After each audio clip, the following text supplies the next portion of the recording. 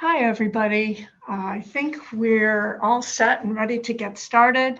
I am Kathy Thompson, benefits consultant for Medicare products at Walsh Duffield, and we appreciate you joining us today for our Lunch and Learn webinar, Medicare 101 for Individuals.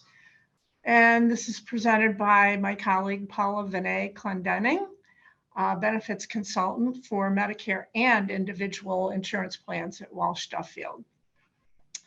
We schedule this presentation from time to time for those who might be in the process of making decisions about Medicare, whether it's enrollment and you're already in Medicare, retirement, or you may have friends or family that are also making those types of decisions. Before I introduce Paula, I just want to cover a couple of housekeeping items. Today's webinar is being recorded, so we can send you the link and a copy of the slides after the meeting is finished. We invite your comments and questions, absolutely, but we would like to hold them if possible towards the end of the session. So you can just type them in your Q&A box and we will get to them. So with that, I'm happy to introduce Paula. She is a Medicare benefits consultant for, as I said, Medicare and individual products here at Walsh Duffield. She's been at Walsh Duffield now over 2 years, and Paula and I have worked together for, we were counting up the years the other day in various capacities, probably 10 or 12 years. So she was formerly at Blue Cross Blue Shield, where she sold both individual and Medicare products, did presentations, and did general consulting on those products. So her main focus at Walsh Duffield is on advising, selling, and enrolling Medicare Advantage, Medicare Supplement, Part D prescription drug plans, and ancillary insurance products in Western New York, along with the individual marketplace line. In addition, she's also on the board for Western New York's Network and Aging. Today, Paula is going to be discussing Medicare basics. So we call this 101 because it's going to cover the real rudimentary elements of Medicare, including eligibility, enrollment, costs, timing, and how it might work with the plan you're in now under your employer coverage, or how the transition might work for you. So with that, I'm going to hand the floor over to Paula. Thank you so much, Kathy. Good afternoon, everyone. Thank you for being here today. We're going to kind of take a high-level perspective on Medicare, the rules and timelines and things like that. One thing to keep in mind as you have your own questions popping up in your head is, of course, everybody's situation is different. So this is why Kathy and I exist, to work with you one-on-one, in addition to presenting these educational overviews, just to make sure your own specific needs are addressed. So as we go along, we're going to be covering a lot of information, and as Kathy said, we will be giving you the slide deck later. So if you feel like you may have missed something or anything like that, don't worry, we'll have these in your hand very, very soon. So with that, I am going to start the presentation and share my screen with you. So give me one moment to get that rolling. Okay.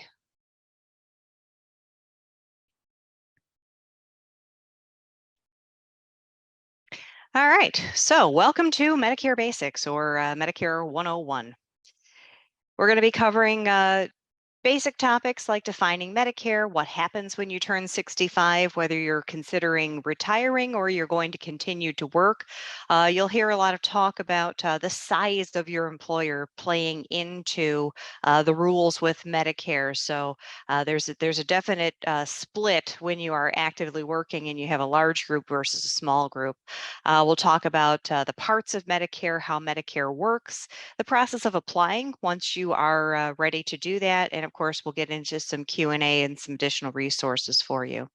So first off, let's just talk about what Medicare is. Medicare is health insurance for people who are usually 65 and older. That's mostly what you would associate it with, but Medicare is actually available for younger folks as well due to disability status. So if you are certified disabled and collecting Social Security disability, after 24 months of collecting Social Security disability, you become Medicare eligible on the 25th month of your disability. A little bit different rules for folks who have ALS or Lou Gehrig's disease, or with end-stage renal disease or permanent kidney failure who are receiving dialysis. To qualify for Medicare, you do have to be a U.S. citizen or lawfully present in the United States. And an important note when we talk about Medicare basics is original Medicare. You'll hear me use that phrase quite a bit. Original Medicare does not cover everything. So this is where it's important to pay attention to your needs and making sure that you get sufficient coverage to fill in for those things that regular Medicare doesn't do for you. So what is regular Medicare, okay, and who handles it? This is an important slide. Kathy and I find more and more every day we have clients approaching us who are getting bombarded by mail and trying to figure out what's legitimate and what isn't. Yes, ma'am. I don't think the screen is sharing just yet. Oh, I thought it was. Let's There see. it is. Are we All there? set. Very Oh, good. okay. Yep, all good. Thank you. Pardon me. So here we are, and you didn't miss anything. So just as far as the table of contents. So what agencies handle Medicare? Look for these in your return address when you're receiving stuff in the mail. So if you are receiving something from the Social Security Administration, or if you are involved with the railroad, you're going to be actually enrolling in Medicare through the RRB, or Railroad Retirement Board. Those two agencies handle actual enrollment in Medicare. So as far as paying your premiums, if you are not collecting Social Security and you're being billed for your Medicare, you're paying Social Security for that. After you're enrolled with Medicare and you're getting your cards and paying your premiums, everything else is regulated by CMS, or the Centers for Medicare and Medicaid Services. CMS governs the insurance carriers. So every year when they present their plans and say, hey, you know, for 2024, we want to offer this plan design and these benefits, CMS is the governing body that approves those plan designs. So as I mentioned, we're seeing more and more people are being bombarded by letters and postcards and things that look kind of official. So if I received this in the mail, 2023 business mail form Part B reduction notice. Oh, I can get a reduction in my Part B. This is important. I've got to send this back, right? Keep an eye out for a couple of things when you receive this. Number one, this is from the Benefits Distribution Center, which is not CMS and it's not the Social Security or RRB. And you want to also take a look at the real small print and look for something that says, this is not an official notice from Medicare or any other government agency, or something like a non-government entity powered by ACMECO. Look at the small print. These unofficial mailings are really just solicitations. They're trying to get you to mail back these business reply cards with your information, like your phone number, which basically gives these solicitors tacit approval to call you over and over and over again, trying to get your business. So be careful. If you have questions, please call us. That's what we're here for. We're here to help you navigate these waters. So be on the lookout. I'm sure you're getting flooded with these things already. And it gets worse during the Medicare open enrollment period in October. So there are four parts of Medicare. You heard me refer to original Medicare. That's Medicare A and Medicare B. Those parts of Medicare are managed by the government, by Social Security and CMS. Part A is your hospital insurance and Part B is your medical. Now, as I mentioned, those don't cover everything. So there are other parts of Medicare that are handled by private insurance companies. So that is Medicare Advantage, which you'll also hear referred to as Medicare Part C. You'll hear a lot of advertising from your local carriers, your national carriers saying that they've got these wonderful plans with, zero premiums and all these extra benefits. That's Medicare Advantage or Medicare Part C. The other part of Medicare, Medicare Part D, easy to remember, D for drug. Original Medicare A and B covers hospital and medical, but it gives you no drug coverage. So you need to pick up either a standalone drug plan, or a lot of times those Medicare Advantage plans have your Part D built right into them. So those parts offered through your private insurance companies like your Highmark Blue Cross Blue Shield or your Aetna, your United, your Independent Health. Original Medicare Part A, if you just have that red, white, and blue card and you have Medicare Part A, that covers your inpatient hospitalization. It covers skilled nursing. So if you've had a hospitalization and then you go into skilled nursing for rehab, that's covered under Part A. Hospice is covered under Part A, and your blood while you are receiving hospital services covered under Part A as well. For most people, there's no cost to Medicare Part A because you've been paying into it or your spouse has been paying into it through your working career, through your FICA taxes. Medicare Part B covers anything medical. So if you are having a procedure done at the hospital, but you're in and out the same day and it's an outpatient procedure, that's actually covered under your Part B. Doctor visits, specialists, lab work, rehab therapy like PT, OT, your diagnostics, your preventive screenings, all of those things fall under the heading of Part B. Also, some drugs are covered under Part B as well. If you're receiving infusions in your provider office, if you're receiving chemotherapy, radiation treatment, those things are covered under Medicare Part B. For most people, you pay a premium of $164.90 a month. That's in 2023. That figure changes every year. If you are somebody who has a really low income, there is assistance available to help pay that Part B premium. If you have a rather high income, then you are faced with what's called an IRMA, or an income-related monthly adjustment amount. With an IRMA, depending where your income falls, you may pay more for not only your Part B, but also for your Part D. We'll get into a little more detail with that as we go along. So what happens when you turn 65? You have a lot of things to think about. Probably at least a year, if not 18 months before you turn 65, the insurance carriers know that your birthday is coming and you're starting to receive these. Hey, think about the fact that you're turning 65. What are you going to do? Some things to keep in mind. First off, it's really about your working status. Are you going to keep working? Is your spouse going to keep working? Are you considering retirement when you turn 65? Are you going to push that down the road a little bit? Of course, a lot of people are working past the age of 65 these days, and it has some implications when it comes to Medicare. You want to think about the type of plan that you're currently enrolled with. Are you in a high deductible plan? Are you contributing to an HSA? There are some special considerations if you are using that benefit of having an HSA available. Want to pay very close attention in a few slides because we're going to talk about that specifically. Are you covering your spouse? Are you covering dependent children on your plan? What happens with them if you decide to hop off your employer plan and go into Medicare? And of course, you want to think about your health needs, your travel needs, and your budget.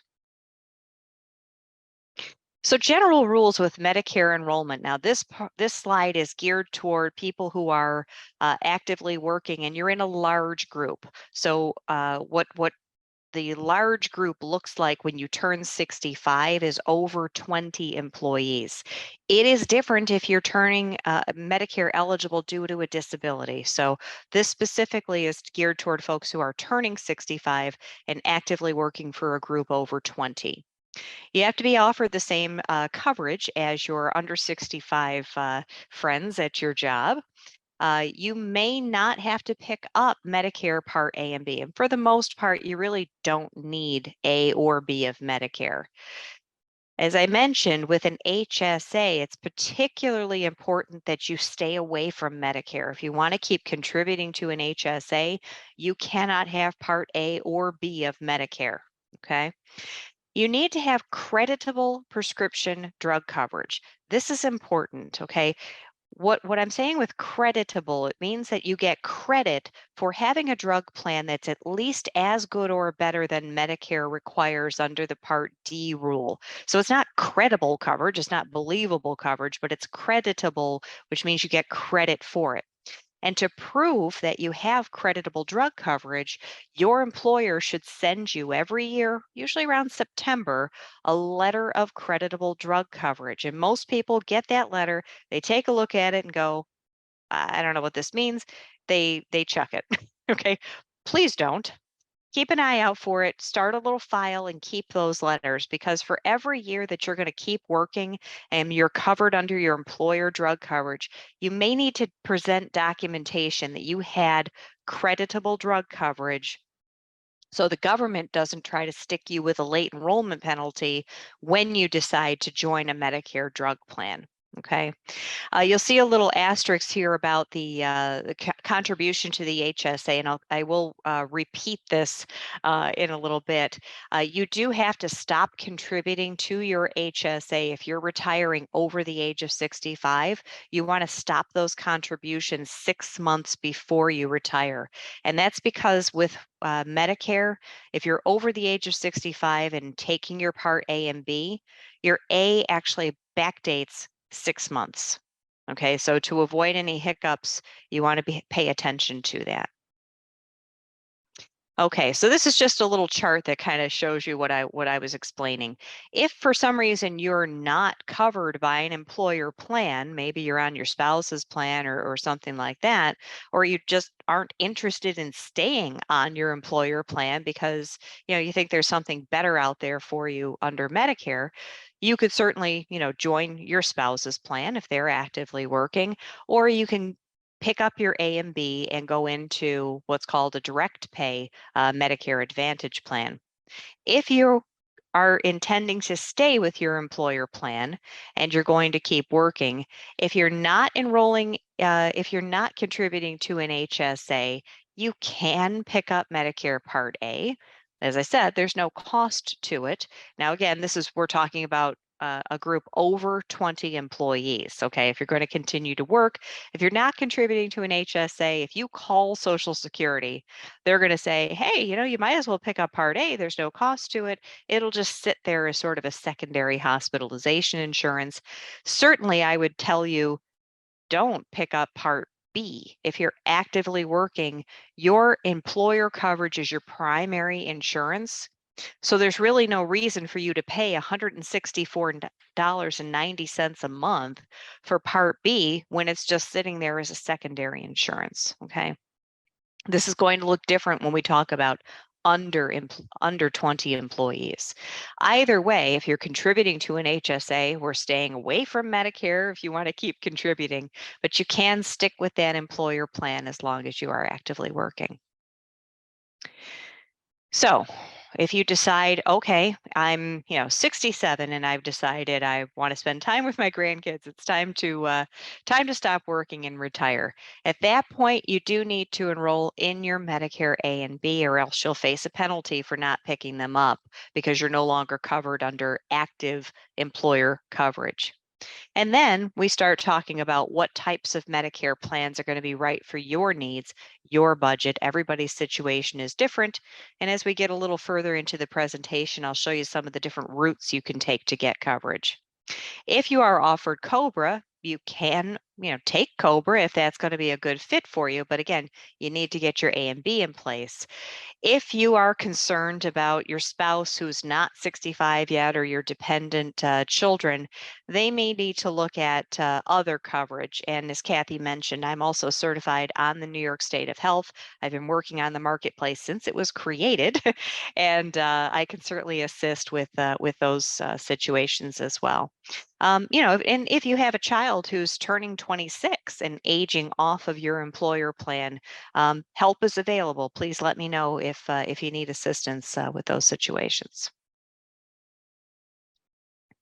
All right, so here we're going to talk about our smaller group, so under 20 employees.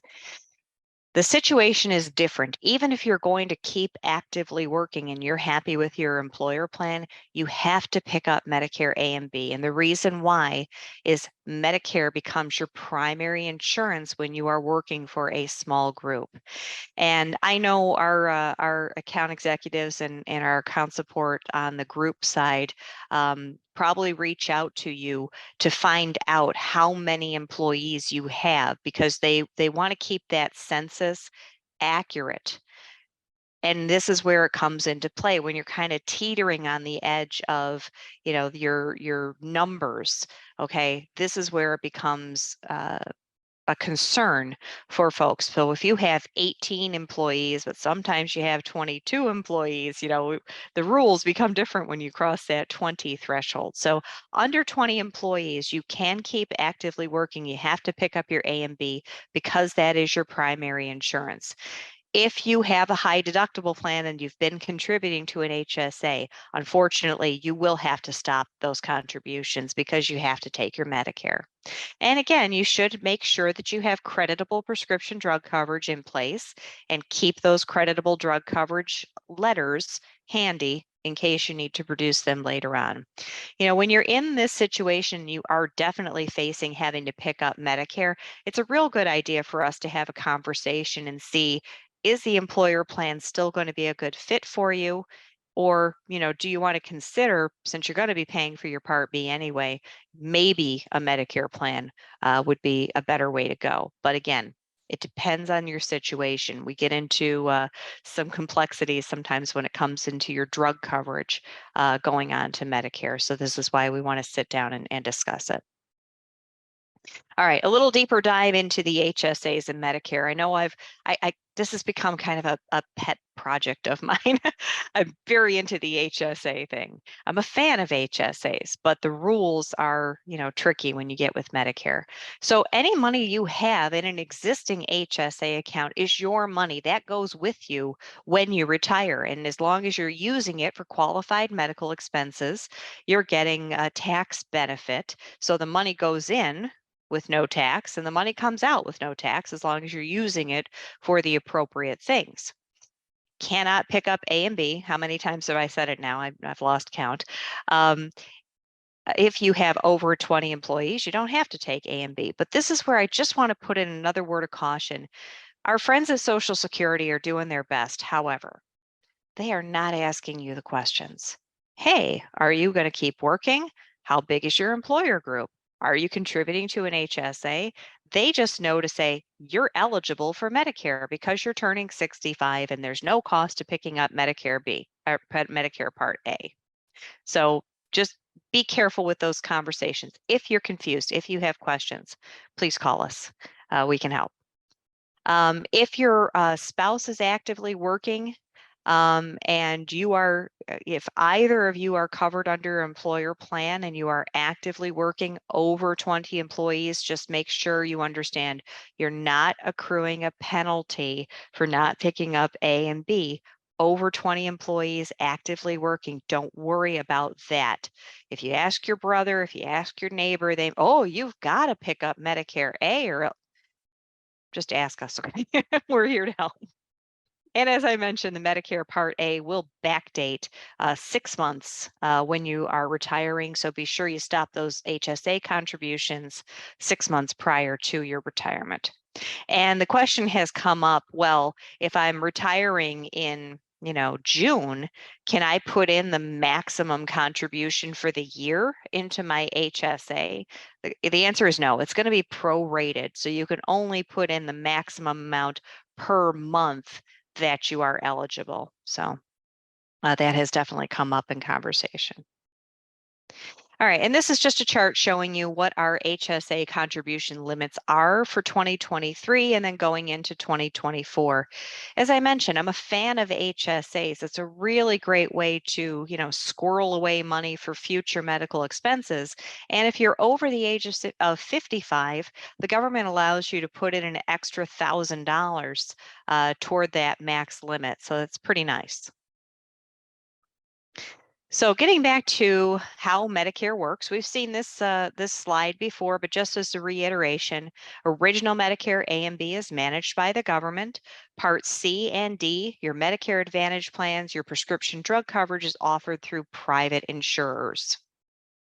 So with original Medicare Part A, if you just had that red, white, and blue Medicare card and you went into the hospital, okay, you have coverage for inpatient hospitalization and skilled nursing. However, there are costs when you're admitted to the hospital under original Medicare Part A. You're not paying a premium, but if you're admitted to the hospital, you have a $1,600 deductible each benefit period. So that means if you're in the hospital for, a week, you've paid $1,600. So this is in January. But if you get discharged and you go back in April, you're in a new benefit period and that $1,600 deductible resets. And then you can see once, God forbid, if you've been in the hospital over 60 days, then you start becoming responsible for $400 a day in coinsurance. So you can see where original Medicare Part A, boy, there's some holes in there, okay, and some high costs if you wind up with a hospitalization. Under original Medicare Part B, we mentioned the standard premium of $164.90 a month for most people. So if you're using your medical insurance, so let's say, you tear a meniscus in your knee and you wind up having to go get an MRI and you're seeing an orthopedist and, they're talking about doing an outpatient procedure, all of that's covered under Part B. You have a one-time deductible per year of $226, and that figure adjusts every year, as does the Part B premium. After you've met your Part B deductible one time per year, if you only have original Medicare A and B, you get to pay 20% of the cost for anything you're having done medically, and there's no cap on it. So, God forbid something happens, if you become sick or you get into an accident or you have a severe injury, you can see how those costs could really add up on you. So if you don't pick up Medicare Part B when you decide to retire and you're no longer covered under your employer plan because you say, look, I'm really healthy, I don't want to pay $164.90 a month. There's no point. I don't ever go to the doctor. Well, what's happening in the background is you are accruing a 10% late enrollment penalty for every full 12-month period you go without having your Part B. So down the road there, when you decide to pick up your Part B because suddenly your medical needs have changed, you're not going to be paying $164.90 a month. You're going to be paying, a 10% penalty on top of that. And that doesn't go away. Okay. Again, there's no penalty if you are actively working and covered under your employer plan. And the late enrollment penalty can be waived along with the Part B premium if you meet a certain low income threshold. I mentioned Irma. Okay, Irma's she's not a nice girl. Irma is an income-related monthly adjustment amount. So if you were fortunate enough to work hard and earn, a significant income, you get to pay more for your Part B and also for your Part D. So the amount that you pay with the IRMA is based on your income, not this year, not the year that you're applying, but from 2 years ago. So here's an example. In 2023, if I earned $97,000, I'm a single person. It's different if you're married and filing jointly. If I have single income of, $100,000 in 2021 on my 2021 taxes, I don't pay $164.90 a month. I pay $230.80. Okay, so it's a sliding scale, and it tops out. It's a pretty high amount. It's over like $500 a month. Now, if you say, but wait, I'm retiring and my income in 2021 is a lot higher that's going to be now, there is an appeal form that can be submitted to have that reconsidered if you've had a life change event. We can point you in the direction to those forms. So, as you can see, it might be not the best idea to be hanging out there with just original Medicare A and B, okay? If you do that, you can add in what's called a Medicare supplement plan, otherwise known as Medigap, paired with a standalone prescription drug plan, or you can go the route of Medicare Advantage or Medicare Part C. So these two routes are available to you, and which of them are going to be a good fit? It depends on you and what's best for your situation. Now, I mentioned with Medicare Part C, your drug coverage is built into those plans for the most part. So Medicare Part C, I think of as sort of an umbrella over your A, your B, and your D, all in one. So let's talk a little bit about how Medicare Advantage or Medicare Part C works. They are offered through your private insurance companies, as I mentioned, like your Independent Health, your Univera, your Aetna. You have to have Medicare A and B to enroll, and you have to continue to pay your Part B premium of $164.90. But where we were talking about those Part A deductibles and the Part B 20% coinsurance, when you enroll in a Medicare Part C or Medicare Advantage plan, that becomes your primary insurance. So rather than paying those deductibles and coinsurances on original Medicare, this plan takes over.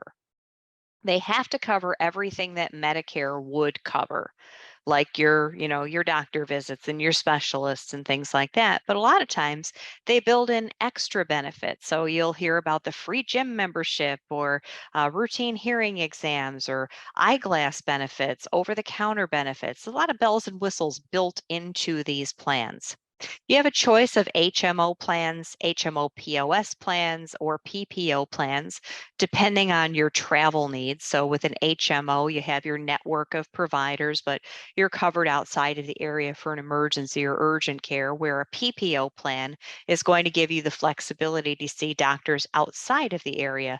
So any doctor that accepts Medicare across the country, a PPO plan gives you that flexibility. There are certain rules as to when you can enroll in a Medicare Advantage plan. Of course, if you're turning 65, you have a window of opportunity. If you're retiring and losing your employer coverage, you have a window of opportunity. And we have open enrollment every year that goes from October 15th till December 7th, where anybody who has Medicare A and B can enroll in a Medicare Advantage plan. The cost for a plan, it varies. So if you decide, I'm generally pretty healthy, I see doctors in the Western New York area or wherever my service area is, I don't need, doctors at out of state, you could get an HMO plan for as little as $0 a month. So definitely a lot of options there depending on what's right for you. Medicare prescription drug plans, if you're getting a standalone Part D plan or if it's built into your Medicare Advantage plan, it's offered through private insurers. It has to be approved by Medicare, by CMS to present. You have to have, if you're getting a standalone drug plan, you have to have either Medicare A or B or both to enroll. You don't have to have both parts of Medicare. The plans have to meet that creditable threshold as good or better than what Medicare requires. They have formularies, which is a list of covered medications. So if you're shopping for a drug plan or you're shopping for a Medicare Advantage plan, one of the things that Kathy and I take the time to do with you is get that list of prescriptions that you're taking. What's your dosage? How often are you taking it? And we'll help you understand what the costs are, because the formularies are going to be different with Medicare than with your employer plan. And most of the time you have a 3-tier formulary with an employer plan. Well, with Medicare, you could have a 5 or 6-tier formulary. So it gets really a bit different when you're talking about Medicare drug plans. As I mentioned, the Part B IRMA, there is also a Part D IRMA for those higher wage earners. So you pay a little more than your premium on a drug plan if you have a higher earnings. Medicare supplement plans, this is sort of the other route that you can take. So if you have a standalone drug plan, you can get a Medicare supplement plan. I like the term Medigap because I think it kind of gives you a picture of, here is Medicare and here comes the gap plan to fill in the gaps that of the things that Medicare doesn't cover. These are offered through private insurance companies. You do have to have Medicare A and B to enroll. They follow standard designs. In New York State, there are 3 states that don't follow these standard plan designs, and New York isn't one of them, so I don't really know an awful lot about those non-standard plans. But if you're in a plan G, let's say, Plan G is sort of the Cadillac of the Medigap plans now for anybody who's turning 65 past the year 2020. If I'm enrolling in a Medigap Plan G and I live in Erie County in New York, or if I'm enrolling in a Medigap Plan G and I live in Florida, the design is the same. So it's standardized by the federal government. So there are no networks with a Medigap plan. You can see any doctor that's going to accept Medicare. Okay. And, what am I saying? A provider can decide on an individual basis that they aren't going to work with certain plans, but they do, as a general rule, if you are seeing a doctor that accepts Medicare, they should accept your GAP plan. They work as a secondary payer, so Medicare is going to pay first, and the GAP plan is going to fill in, and they do not give you the bells and whistles that the Medicare Advantage plan does. So where these can be a little more costly up front, you can see the benefit of not having to worry about a network. And also, if you're receiving care for chronic conditions, let's say, it sometimes financially makes sense to do the Medicare supplement plan where you're paying a very predictable monthly amount up front. And then, as I mentioned, like the Plan G, your only out-of-pocket cost on that plan is that Part B deductible of $226 one time for the year. And then your plan fills in everything else. So it can be a good level of coverage, a lot of protection in that plan if you're using your insurance an awful lot. So this is just a little comparison side by side of the differences on Medicare Advantage and Medigap. I think we've kind of gone through that a bit already, but that's just a reinforcement of it. So what happens when you're ready to apply for Medicare?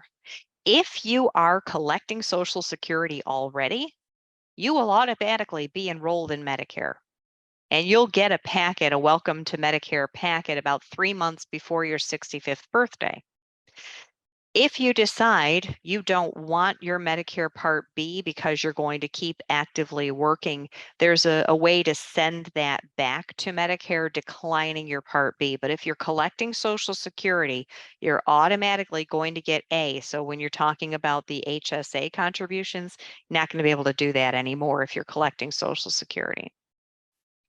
If you are not receiving Social Security, well, this is just what your Medicare card looks like. It used to be that the Medicare number was your Social Security number followed by a letter. They did away with that a few years ago in the interest of security and changed it to a random set of letters and numbers. So when you have original Medicare A and B and you enroll in a Medicare Advantage plan, you need that card to enter into the application, but after that, you really don't have to carry it around with you. You're just going to show the insurance card for the carrier that you choose. Now, if you're in the Medigap plan or the Medicare supplement plan, you do need to show both cards because Medicare pays first. So you'll show your Medicare card and your Medicare supplement card when you go to the doctor. If you're not automatically enrolled in Medicare and you decide you're ready to enroll in Medicare A and B, you have to actively enroll. I find the easiest way to do that, and working with hundreds of clients over the years. The most straightforward way to do that is to do it online. Okay, so you can go to ssa.gov or socialsecurity.gov, and right on the home page it says, apply for Medicare benefits. You can also call Social Security and do a phone appointment. There are some Social Security offices that are doing face-to-face now, but after COVID, phone is sometimes the preferred way for you to enroll. You can call the general Social Security number. This is the federal number, but Kathy and I also have a list of the local Social Security offices. So if you need that information, just let us know. We can give you the phone number for the local Social Security office. Just be aware, if you're making a phone appointment, give yourself some lead time, because they book like weeks in advance, like sometimes up to a month or two ahead of time. So get that ball rolling if you're on a timeline. This is just sort of what the online application looks like. I know it's a little small to see, but they really make it, they advertise that it's very easy. It's so easy. And I've seen these applications. They're not bad. It should take you probably about 20 minutes or so to get through the online application. If you had picked up Medicare Part A while you were working and you just need to get Part B, the process is a little bit different. There are two forms that need to be completed. One of them is for you, that basically says, hey, I want to apply for my Part B. The other is for your employer to fill out to say that you have been covered under employer plans since you turned 65, so they aren't trying to hit you with the late enrollment penalty. When you have both of those forms completed, you'll submit them to Social Security. You can either drop them off, you can mail them. I wouldn't mail them. I would drop it off in person or fax it. And Kathy and I have the fax numbers as well for the local Social Security offices. Thanks to COVID, these are actually available to complete online as well. And where I'm generally a proponent of doing things online, I think it's easier. I don't feel that way when it comes to these Part B applications, because if you're doing it online, what they're going to ask you to do is upload proof of your employer coverage, like pay stubs and things like that. And I just think it gets a little sticky. I think you're better off just doing it in paper. And we have these forms available to share with you. So how can we help? Kathy and I are certainly happy to either come out to your employer office and do a presentation, or do sit down if you have. I saw a couple of the people who signed up for this seminar are folks in positions where they might be wanting to offer this sort of consultation to employees. So we're certainly happy to do that, available to do that. Or we can just work with you one-on-one where you're comfortable. So we do have a great office on Main Street in Buffalo with a paid visitor lot. You don't have to worry about paying to park or finding a place to park. We have a nice consultation area there. Or we can meet up with you. Most of the local Paneras know my face very well, so I do a lot of Paneras. Or sometimes we can do things right at your home, or we can certainly arrange to meet virtually. So there is no cost to use us. You do not have to be a Walsh Duffield client or the employee of a Walsh Duffield group to take advantage of our services. So if you have a friend or a family member who's dealing with this and is confused, please give them our number. We can't outbound call somebody. We can't cold call. We are very heavily regulated, but you can certainly share our number or our email, which is at the end of the presentation, and we'd be more than happy to assist. So we will do a deep dive into your personal needs. We like to get a little bit of lead time. So about 2 to 3 months before you retire or turning 65 is a good time for us to touch base and start this planning. We have this available. It's a Medicare plan assessment. It's optional. We certainly can't require you to fill it out, but it's something that can be very helpful as a tool to help us zero in on what plans might be the best fit for your needs. One thing I do want to mention, because as I said, we are very heavily regulated by Medicare. When we talk to you on the phone, just be aware we have to record every single phone call that we have with our clients.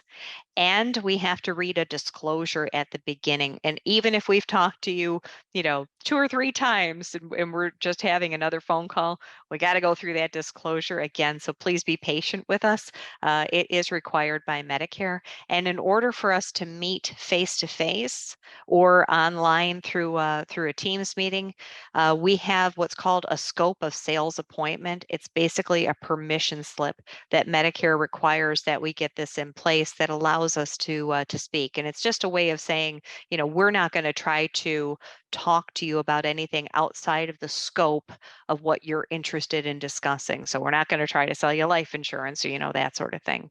A new rule that's starting up in October requires that we have that scope of sales appointment form completed 48 hours before, at least 48 hours before we meet. So again, just be patient with us. We are, these protections are put in place by the government for you. And even though it's a little bit inconvenient, we'll get through it together. So just understand that we're just following the rules. Okay, this is just an overview of some of the plans that we work with. You can see a wide variety of carriers with the different types of plans, whether Medicare Advantage, the standalone drug plans, or the Medicare supplement plans. And this is us. So this is our contact information. Kathy and I are more than happy to answer your questions, even if you're going to just keep working and you just want to make sure, did I understand you correctly? That if I pick up Part A, I can't keep my HSAs. Just yeah, that's what we're here for, to give you the peace of mind and the confidence that you're doing the right thing. These are just some resources. I'm actually a big fan of Medicare.gov. For a government website, I think it's laid out really well. It does a good job of answering questions and helping you get a feel for the costs of Medicare, how things work. So if you have some free time, if you want to explore Medicare.gov, I think it's done pretty well. That's the Social Security website I mentioned to apply.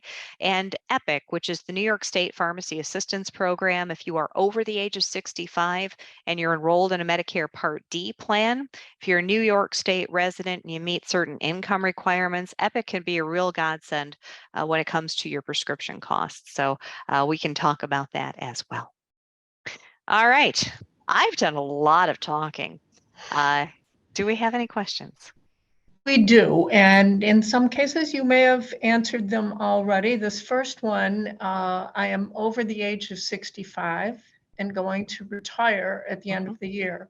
When should I start to plan for enrolling in Medicare, and how do I go about doing so? Which you did cover, but you may want to reiterate. Yeah, so if you have Part A in place and you're just applying for Part B, I say about 60 days lead time is good, and to get those forms going. The issue with applying for Medicare Part B by itself, if I want to retire for January 1st, okay, but I want to get ahead of this and I submit that paperwork in October. Unless you are real specific in a certain area on the form where you're saying in the remarks section, I want my Part B to go into effect for January 1st, their process is to give you the first available effective date.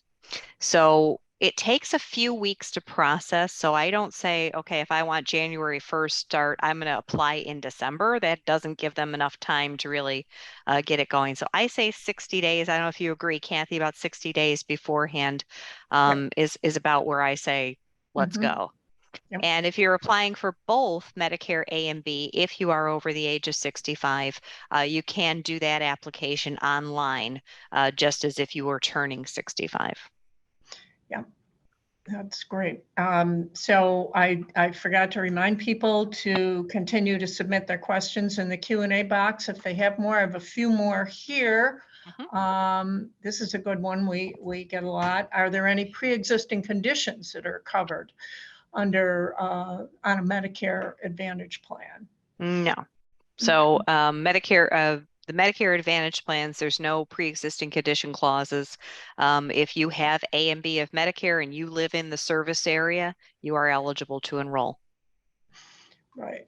And this one addresses what you talked about, that we take the time to look at each individual situation. I'm on a lot of medications, and how can I find an affordable plan? Okay. So when we talk about being on a lot of medications, the thing that we need to be aware of and have a real deep conversation about is the donut hole. You may have heard it talked about.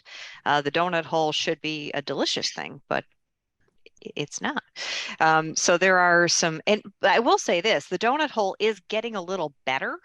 As the years go on, the Inflation Reduction Act has put some legislation in place that, in 2023, we're seeing, a cap on insulin costs at $35. But this is where it's really a good idea for us to sit down, talk about, as specific as we can, the names of the drugs you're taking, the dosages, how often you're taking it. And there's a calculator that we can run that through and talk about, okay, this is where the costs are going to come in.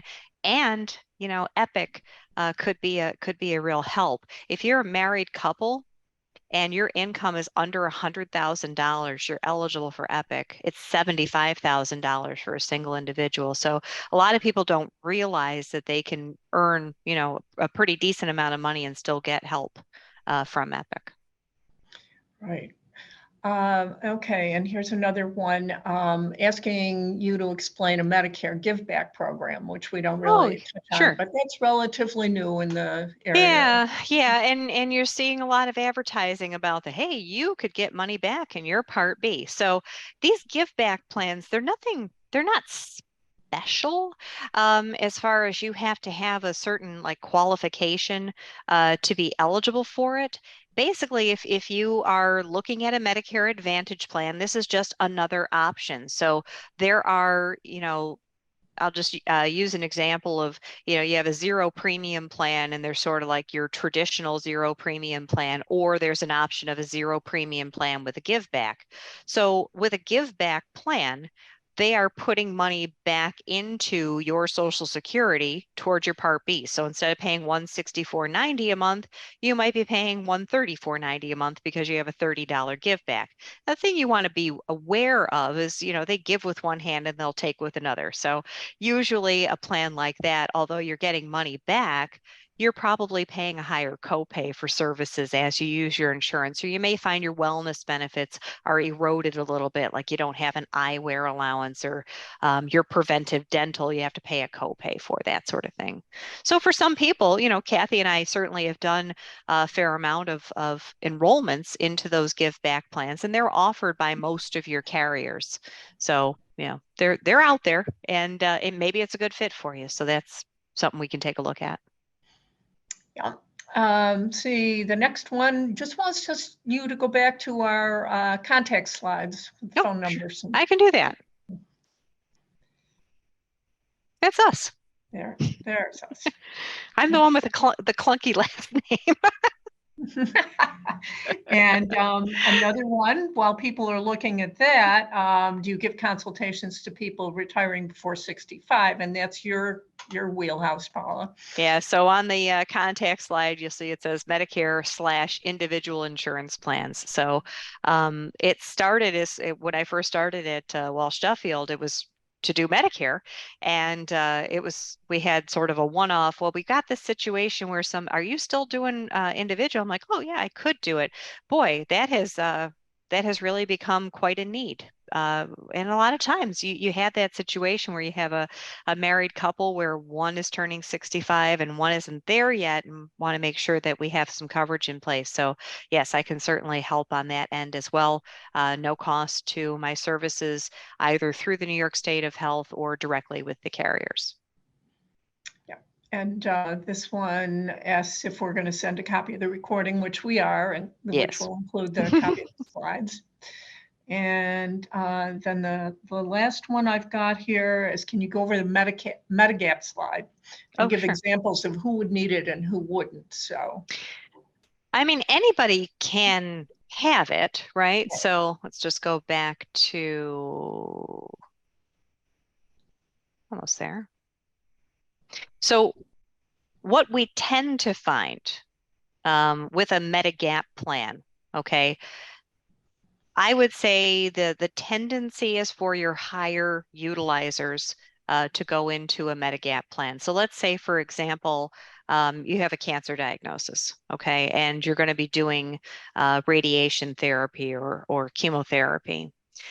On a Medicare Advantage plan or on Original Medicare, you are looking at a 20% coinsurance for your Part B drugs, right? I remember I mentioned that the infusions and the chemotherapy is covered under Part B. So you can imagine if you only had Original Medicare Part A with no cap on that 20% coinsurance, that could get pretty scary. Even on a Medicare Advantage plan, you're going to see a lot of out-of-pocket expense before you hit what's called your out-of-pocket max. With a Medigap plan, that 20% coinsurance is covered. So although it's more expensive upfront, you have that protection. Other people that like a Medigap plan, I have some folks who they simply just don't like dealing with provider networks, and they want the flexibility to see any doctor that they want. They're living half a year up here and half a year someplace else, and quite frankly, they've got the money to not be bothered with copays. So that's kind of how I see it shaking out usually. Great. Okay, well, we've done pretty well on timing. We have a couple more minutes. I don't see any more questions. Anybody have any last minutes? Pop them in real quick. We really want to thank you for joining us today. And Paula, we really appreciate you sharing your experience and insights. Absolutely. And I hope you all enjoyed the presentation and got what you needed from it. But if you have additional questions, you certainly can contact us using the information on the slides there. And Did we see one more? Did I see one more question just pop up? Oh, yeah, no, it was a thank you. It was very helpful. Well, thank you. And again, if you, this is something we are going to be doing periodically. So if you have coworkers who weren't able to join us today, keep an eye out. We'll be doing it again. Right, absolutely. So, Paula and I, and we will soon have another team member to join us.